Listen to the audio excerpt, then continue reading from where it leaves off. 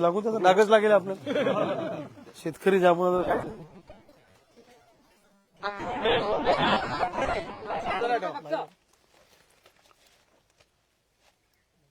नमस्कार मित्रांनो, मी आहे बुलढाणा जिल्ह्यातल्या जळगाव जामोद तालुक्यातल्या येनगाव गावामध्ये.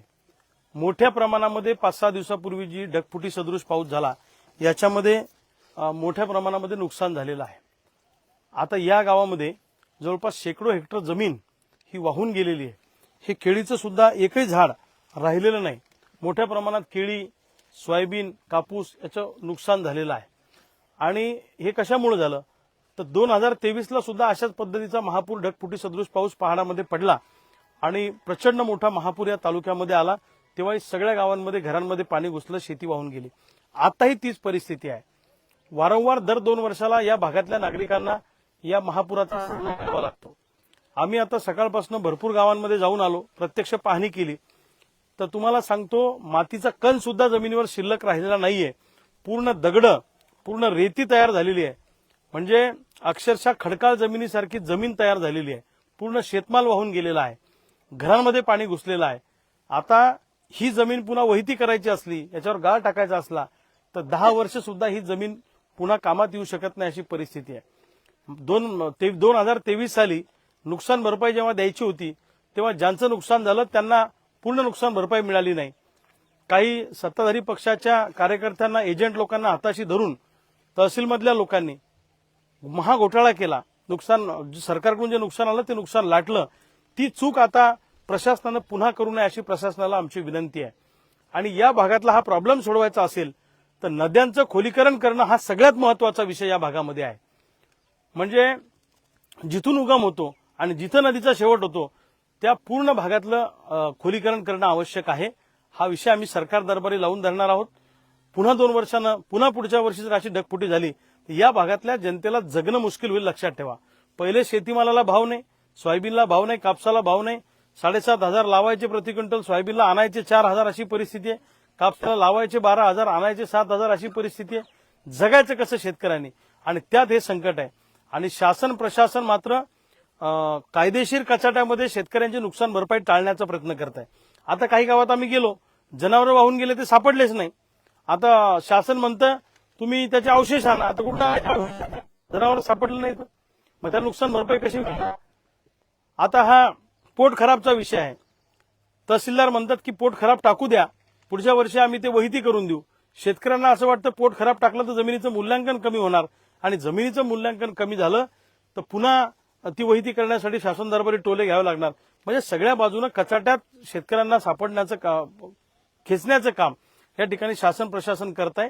माझी शासनाला आपल्या माध्यमातून विनंती आहे, सरकारला आंदोलनाच्या माध्यमातून सुद्धा आम्ही विनंती करणार आहे की काही करा, 100% नुकसान भरपाई शेतकऱ्यांना मिळाली पाहिजे. एकही शेतकरी वंचित राहता कामा नये. आणि या सगळ्या शेतकऱ्यांना घेऊन आम्ही मोठं आंदोलन येणाऱ्या काळामध्ये जळगाव जामोदमध्ये उभं करणार आहे. 1 रुपया वसूल केल्याशिवाय आम्ही थांबणार नाही.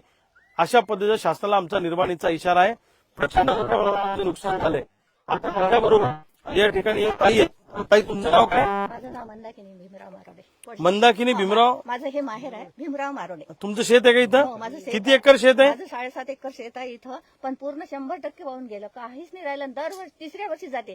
आणि आम्ही मेहनत केली, 5 लाख रुपये लावले आणि यावर्षी अजून वाहून गेलं. सांगा काय करायचं?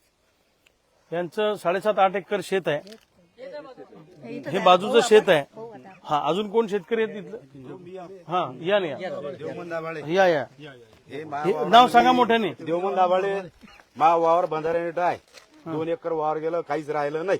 लागलं तर पायाला झाला. तुम्ही हे या बोलले तुम्ही वसू पाटला. 2023 मध्ये पण झालं होतं असं. 2023 झालं तर मला 57,000 भेटले होते. हा. हिरी मधला गाय काढायला 50,000 लागले. ठिबक वाहून गेलं, पिंकर वाहून गेलं, काही मिळालं नाही. बाकी उर्वरित काही मिळालं नाही. याच्याशिवाय 57,000 शिवाय काही मिळालं नाही. तुम्ही हा, तुमचं काय म्हणणं आहे माझं सांगा. म्हणणं आहे की बा हे शासनानं माझ्या जमीन घेऊन घ्या, मला पैसे द्यावा, मला मोकळे करा. माझ्यानं होत नाही, नाही तर मला आत्महत्या करायला लागते. हो, ही गंभीर परिस्थिती आहे. शेतकरी आत्महत्येच्या उंबरठ्यावर उभा आहे. उंबरठ्यावर नाही, किंबहुना आत्महत्या करायची वेळ सगळ्या शेतकऱ्यांवर येऊ ठेपलेली आहे. एवढंच आहे की कोणी सकाळी मरणार आहे आणि कोणी संध्याकाळी मरणार आहे. पण मी शेतकऱ्यांना सांगतो की आत्महत्येची गोष्ट करायची नाही. आपण लढू, संघर्ष करू, आपण भांडू आणि यांच्या छातीवर बसून वसूल करू ना. जर कोल्हापूर सांगलीला महापूर आला काही वर्षापूर्वी, आता मध्यंतरी, तर 5 पट मोबदला घेतला कोल्हापूर सांगलीच्या नेत्यांनी नुकसान भरपाईचा.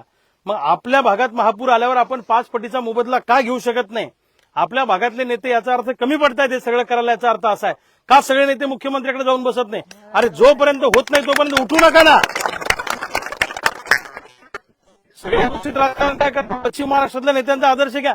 पक्षभेद बाजूला ठेवून हे सगळे लोक एका ठिकाणी येतात. आम्ही तुमच्या बरोबर यायला तयार आहे.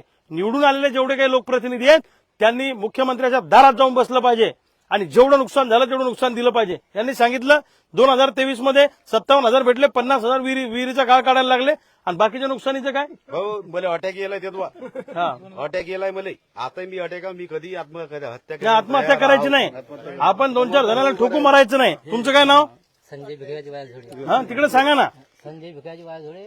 23 मध्ये माझं पूर्ण शेत गेलतं. मला 57,000 भेटले. त्या 57,000 फक्त गाळच टाकला होता. आणि बाकीचं नुकसान काय काय झालं होतं? बाकी पूर्ण त्याला लाख रुपये दवाखान्यात लागले सांग ना. 1 लाख रुपये दवाखान्यात त्याला लागले. ऍडमिट करावं लागलं त्याला. त्या धक्क्यामुळं त्याला अटॅक आलता धक्क्या. ही फार गंभीर परिस्थिती आहे. आणि दर 2 वर्षांनी जर अशी ढगफुटी झाली तर या भागातल्या शेतकऱ्यांचं जगणं मुश्किल होणार आहे. उडून गेलो डोकशाहीतलं. माझ्या शेतातलं तर खत गेलं, टीन गेले, विहिरीचं नुकसान झालं. म्हणजे काय करा हे काही सुचून नाही राहिलं आम्हाला. हे बघा, आपल्याला न्याय मिळवून देणं हे शासन प्रशासनाचं काम आहे. निवडून आलेल्या लोकप्रतिनिधींचं काम आहे. त्यांनी जाऊन तिथं बसलं पाहिजे. त्यांनी तिथं जाऊन खुटा मारला पाहिजे. आणि जोपर्यंत मिळत नाही तोपर्यंत उठलं नाही पाहिजे, अशी भूमिका घेतली पाहिजे. निव्वळ फक्त सोशल मीडियात बोलून हा प्रश्न सुटणार नाही किंवा मीडियात बोलून हा प्रश्न सुटणार नाही. तर 100% नुकसान भरपाई मिळाली पाहिजे अशी आमची शेतकऱ्यांची मागणी आहे. अक्षय पाटील बोला, तुमचं काय म्हणणं आहे सांगा. 2023 ला जो ढगफुटी झाली होती त्यामध्ये शेतकऱ्याचं या भागामध्ये प्रचंड असं नुकसान झालं होतं. आणि त्या नुकसानीमुळे हे लोक प्रचंड असे भयभीत झाले होते. आणि आज म्हणजे 3 वर्ष उलटून गेले. आज पुन्हा 30 जुलैपासून या भागामध्ये डबल ढगफुटी झाली आणि प्रचंड लोकांचं नुकसान झाल्यामुळे हे लोक त्याही पेक्षा भयभीत झाले. आता या दोघा तिघांनी सांगितलेलं आहे की बुवा या ठिकाणी यांचं नुकसान झाल्यानंतर यांना अटॅक आला होता. कोणाला 1 लाख रुपये लावले, कोणाला 3 टन टाकला. हा, म्हणजे अतिशय दुःखात हे लोक आहे. आमची प्रशासनाला एकच विनंती आहे की आम्ही गावगावात रविकांत तुकारांच्या माध्यमातून या ठिकाणी दौरे करत आहे. तर खूप लोकांचं दुःख आहे या ठिकाणी. तर आमचं एकच म्हणणं आहे की या लोकांना तातडीने भरीव आर्थिक मदत द्यावी अशी या ठिकाणी विनंती करतो. आणि जर दिली नाही मदत तर शेतकऱ्यांच्या असंतोषाला तुम्हाला सामोरं जावं लागेल. मागच्या वेळेस यांनी आपल्याला जी नुकसान भरपाई मिळणार होती त्याच्यात डल्ला मारला. यांनी मोठ्या प्रमाणात घोटाळा केला अधिकारी आणि खालच्या लोकांनी मिळून. आणि आपल्या जवळच्या लोकांनी पैसे काढले. ज्यांचं नुकसान झालं त्याला कमी मिळालं आणि ज्यांचं काही झालं नाही त्यांना जास्त पैसे त्यांनी काढले. त्याची चौकशी सुद्धा मागच्या वेळेस झालेली आहे. ती जर गोष्ट रिपीट झाली तर त्या अधिकाऱ्याचे कपडे काढू भर चौकामध्ये, सोडणार नाही एकेकाला, लक्षात ठेवा. आणि आता शेतकरी हुशार झालेला आहे. आणि काही तुम्ही पुढाऱ्यांच्या नादाला लागू नका. तुम्हाला सांगतो, तुमची लढाई तुम्हालाच लढावी लागेल. जसं दिल्लीमध्ये केंद्र सरकारच्या दरबारी जंतर मंतरवर पोराने आंदोलन करून सरकारला झुकवलं की नाही, मग तसं आपल्याला एकत्रित यायला काय अडचण आहे?